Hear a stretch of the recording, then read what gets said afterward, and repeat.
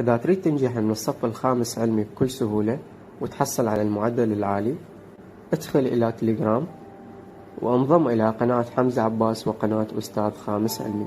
طبعا المعرفات موجودة أمامكم، روابط القنوات موجودة أسفل الفيديو بالوصف وأيضا بالتعليق المثبت. هاي القنوات تحتوي على كل شيء جديد راح يفيدك.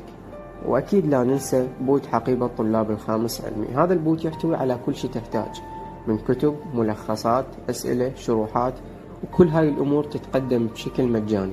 هذا البوت تقدر تعتمد عليه وتستفاد منه بوقت دراستك وامتحاناتك.